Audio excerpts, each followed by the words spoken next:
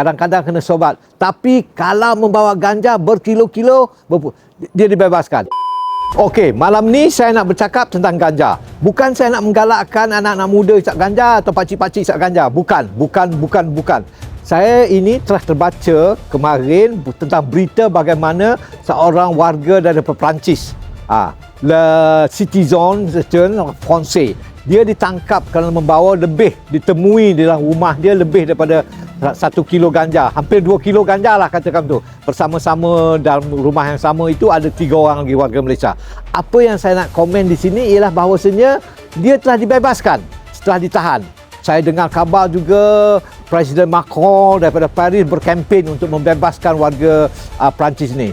Tidak, ini bukan saya katakan dia salah atau benar. Apa yang saya nak cakap ini ialah bagaimana apabila kita penyeludup itu atau ditemui ganja berkilo-kilo, nampak jelas mereka akan dibebaskan. Tapi kalau Mamat tu Abdul Karim bin Jabbar membawa 200 gram atau Karim bin Abdullah ada bawa penghisap ganja bawa 30 gram, dia akan ditahan, kena 5 tahun penjara, kena 2 tahun penjara, kadang-kadang kena sobat. Tapi kalau membawa ganja berkilo-kilo, dia dibebaskan. Nampaknya di sini ada 2 tahap undang-undang. Satu, siapa bawa ganja lebih berkilo-kilo bebas. Satu lagi, nampaknya di sini undang-undang macam ni.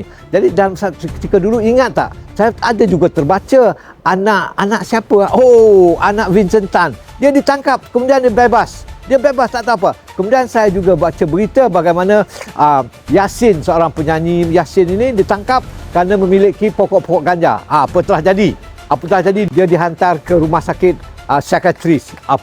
Orang Melayu kata ni rumah sakit gila lah untuk disiasat. Dan juga dulu, ingat tak? Ingat betul-betul di mana di Bukit Tinggi bagaimana ada bekas ambasador ni anaknya menanam ganja. Lepas tu berita-berita ini hilang.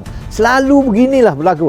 Kalau orang-orang tu kenamaan, kalau ganja tu berkilo-kilo, maka ianya dibebaskan. Jadi inilah yang nak saya timbulkan. Jadi kerana ini ada 2. Ini macam cerita Piramli lah, antara 2 darjat. Darjat yang tinggi ini bebas. Yang kalau bawa berkilo-kilo, yang bawah ni akan kena tahan kalau bawa 200 gram kalau tidak ganja. Ini yang kalau tidak tu bukan saja ada ganja dalam poket, kerana kalau katakanlah dia ada urine test air kencing juga kena. Jadi inilah yang saya timbulkan bahawasanya undang-undang hukum ini. Jadi kerana itu kita harus menimbulkan perkara ini. Kalau perkara ini seperti yang berlaku di Alostar, terbebasnya warga Perancis ini kerana ada kempen besar ni.